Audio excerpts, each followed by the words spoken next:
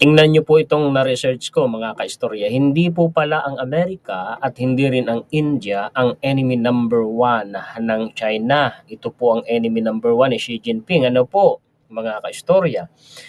Ito pong binabanggit natin dito, sinasabi sa reference na ito mga kaistorya na dahil dito sa enemy number 1 na ito ay unti-unti nang nababaklas ang mga tauhan ni Xi Jinping. Ang binabanggit po natin dito na tauhan ay mga high-ranking military officials po ng China. Yan po ang mga balita at impormasyon na maibabahagi ko sa inyo ngayon na mga kaistorya. Pakishare po at pakilike, at sa mga bagong viewers po natin, kung gusto po ninyo ang ganitong klase po ng content ay maaari po kayong mag-subscribe. Ipakita ko na po sa inyo ang reference, palakihin ko na po para mabasa din ninyo mga kaistorya. Ano ba yung binabanggit na enemy number 1 ng China na posibleng magpabagsak po sa kanila?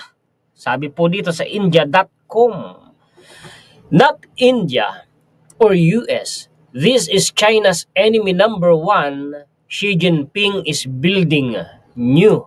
Ba? Gumagawa pala si Xi Jinping ng bagong kaaway. Enemy number 1 daw po mga kaistorya eh. May kaaway pala na nilalabanan si Xi Jinping sa sarili niya pong bansa. Ito po yun eh.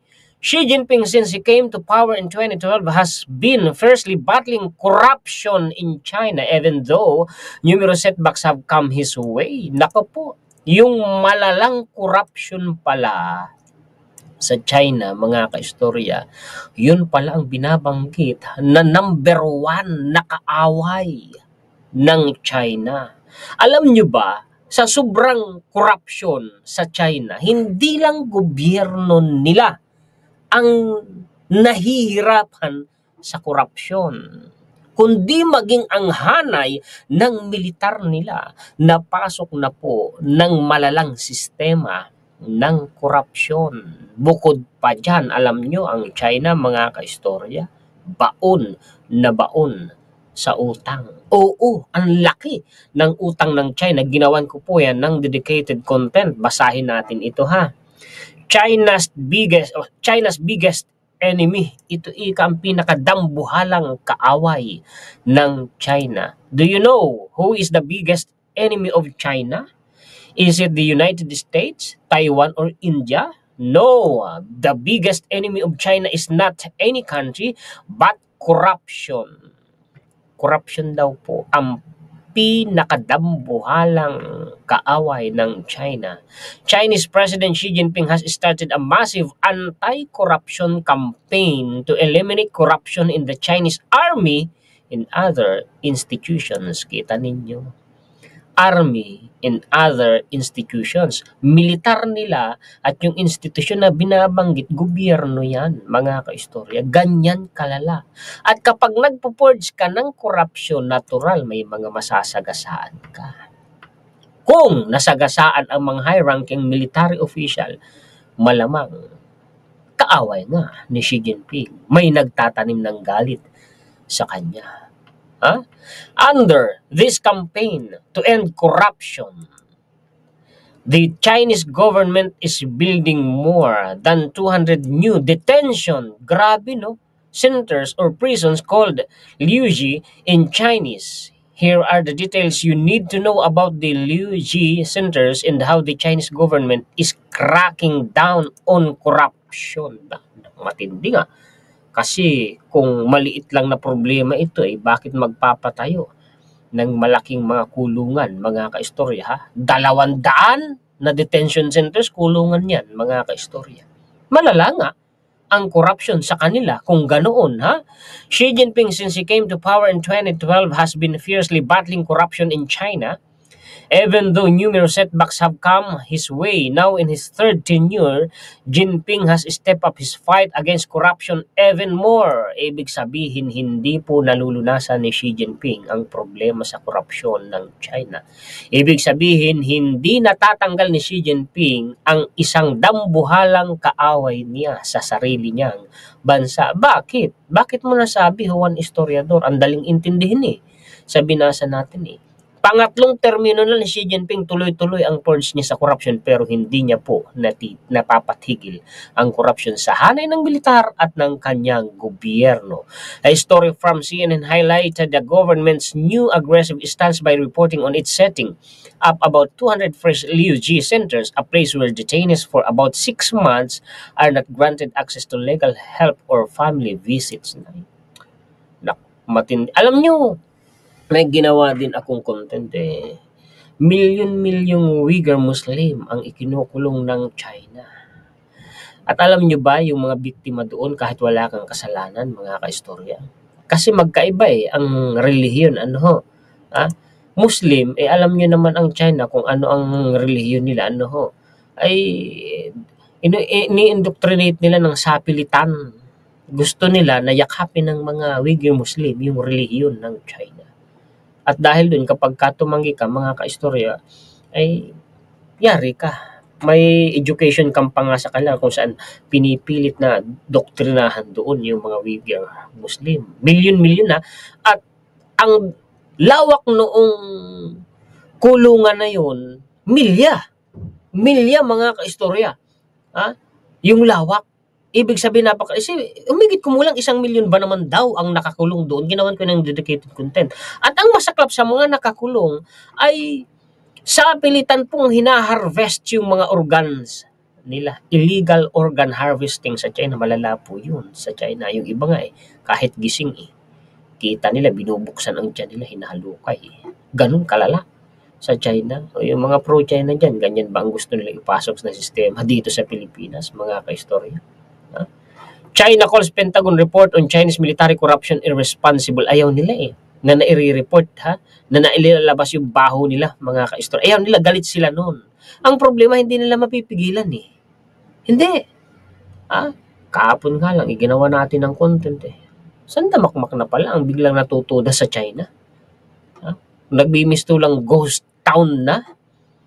Yung mga villages sa kanila, halos wala nang naglalakad na tao sa may bandang Hebei. Hindi naman throughout China, mga kaistorya, kasi may mga nagko-comment na mga kaistorya natin, may kamag-anak daw sila sa China, hindi naman daw ganun ang nangyayari. Baka sa ibang probinsya, kasi alam niyo mainstream, yung atin pong dinamit na reference.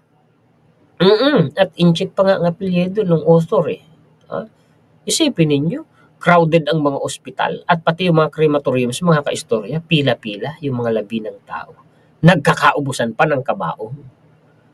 Matagal na nating, nung nakaraan pa, kung hindi ako nagkakamali, nakaraang taon, nagawan ko na ng report na may pandemic na sa China. Oo. Ang sabi, dun sa report kahapon na binasa natin, ay sinisensor, pinipigilan ng gobyerno ng China ang media at mga mamamayan na magsalita.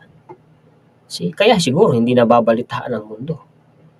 Ganun palang nangyayari sa China, mga kaistorya. Sabi noong nung ginamit po natin na reference, ito pa, supporting reference po ito sa atin pong tinatalakay ngayon. CNN yan. Xi brought down powerful rivals in the military. Now he's going after his own men. Mga sarili niyang tauhan kalaban niya. Bakit? Dahil sa korupsyon. Maraming masasagasaan si Xi Jinping, mga ka-story. Anong sabi dito? Basahin natin. In the early years of Xi Jinping's war on corruption, the Chinese leader consolidated control over the world's largest military by taking down powerful generals. Kita ninyo? Mga high-ranking military officials po yan. Binabaklas yan. Oo. From rival factions and replacing them with allies and proteges loyal to himself. Ang problema, kahit sa mga tauhan niya, may tawag dito, mga ka-story, may nahawa ng kamantag ng korupsyon. Nagkaroon sila ng magpapalipad ng isang missile, hindi lumipad. Kaya pala, inimbestigan, hindi lumipad kasi sa halip na fuel ang laman ng missile, tubig. Tinanggal ni Xi Jinping yung tao. Yung tao na yun na tinanggal niya, alam niyo ba, high-ranking military official yun? Nangangasiwa po yun, mga ka-istorya, sa nuclear arsenal ng China. See? Ganun po yan. Katindi ang nangyayari sa China.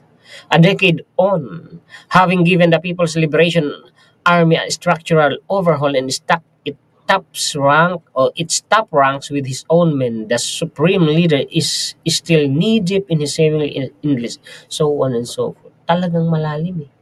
Tingnan ninyo itong termino dito, itong phrase na ito. Malalim, talamak ang korupsyon sa China. Late last month, she purged one of his closest protege in the military, a decades-old associate entrusted with instilling political loyalty. Tingnan, matagal na niyang tauhan. Matagal na niyang tauhan pero pinurge pa niya.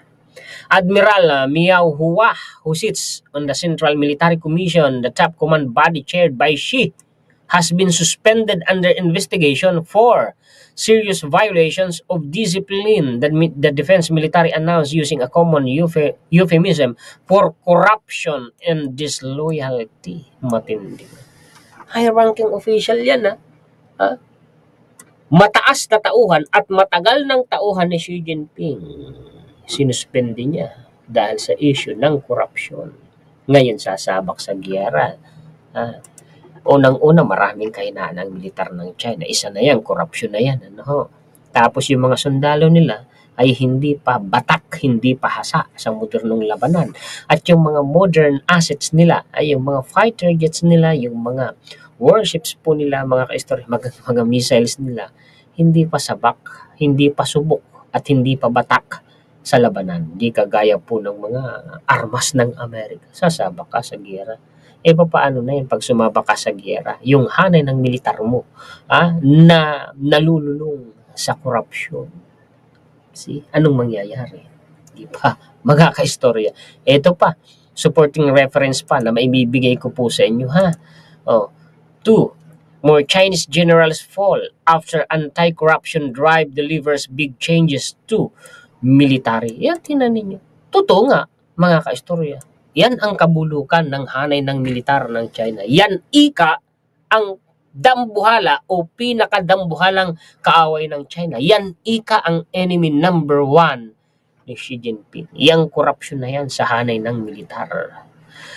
NPC Standing Committee announces Lieutenant General Liu Haitao and Vice Admiral Li Pengcheng removed from China's top legislature. Tingnan ninyo ha, mga militar yan.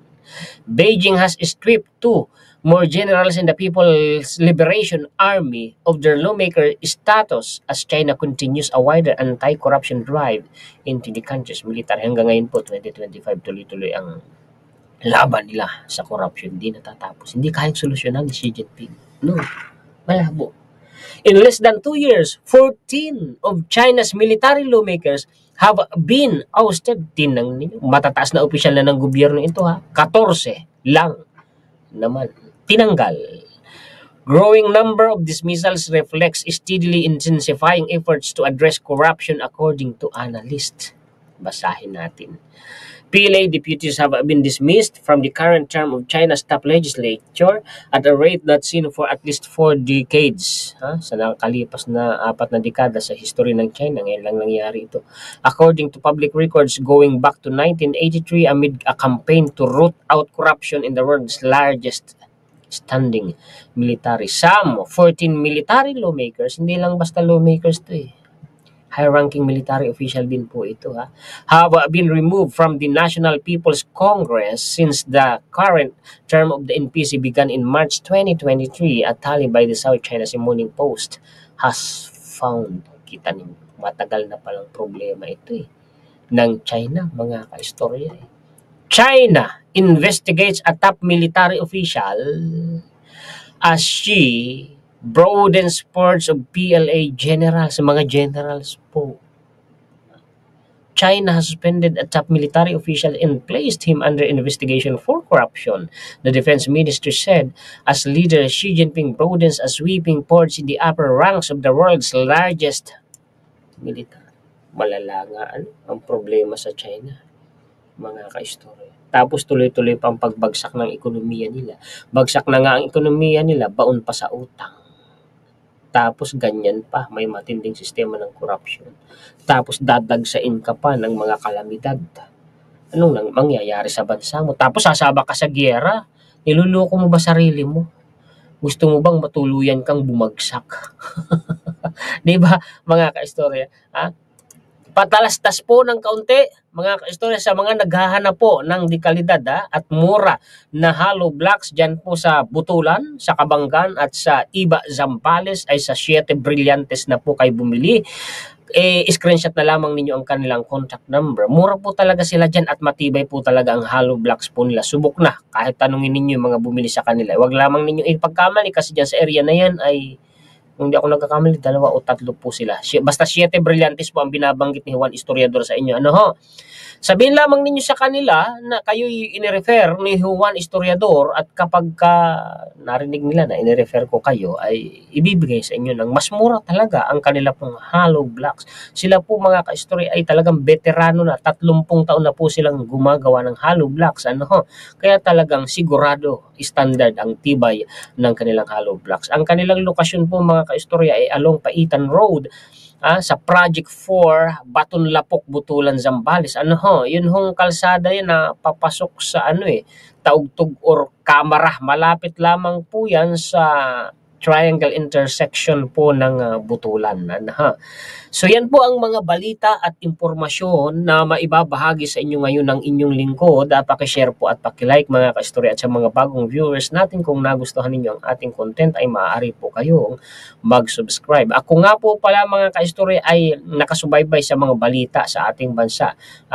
Alam ko po ang mga nangyayari, hindi ko lamang ngayon ini-include sa atin pong mga content at masyado nang nakaka-stress. Ano ho, mga kaistorya, tuloy-tuloy na pinupukpok ng paninira ang kasalukuyang administrasyon sa halip na suportahan at tulungan natin sila para maiangat ang ating bansa. Pero ganyan ang nangyayari. Ako hindi naniniwala na sa mga naninira sa administrasyon ay kapakanan ng taong bayan ang kanilang isinusulong. Hindi ako naniniwala. Dahil ang nakikita ko sa obserbasyon ko mga kaistorya ay personal na interest nila ang kanilang isinusulong. Sa totoo lang, uulitin ko yung sinabi ko mga kaistorya. Kapag nagtagumpay sila na mapabagsak ang kasalukuyang administrasyon, sila naman ang unang-unang panalo. Sila naman ang unang-unang makikinabang, hindi ang taong bayan. Balik na naman tayo sa uno. Walang pagsulong ang Pilipinas kung ganun. Kaya sana, pagkakaisa na lang at pagtutulungan. Well, yan ang nakakahiya. Sa atin pong lahi. Ako proud Pilipino ako. Pero isa po sa negative traits ng mga Pilipino, yung isip talangka, yung nagkakagatan at naghihilahan. Pababa. Kilala tayo dyan sa ganyan attitude, mga kaistorya. Nakakalungkot. Magbago na sana tayo, mga kaistorya. Muli ako po si Juan Historiador, ang tagakwento ng totoong istorya ng kasaysayan na nagmamalasakit sa kapwa ko Pilipino at nagmamahal sa bayang ito, ang bansang Pilipinas. Salamat sa inyong lahat at salamat higit sa lahat sa ating Panginoon. Mabuhay ang lahat ng mga sulit ka istorya natin sa buong mundo. Shout out po sa inyo.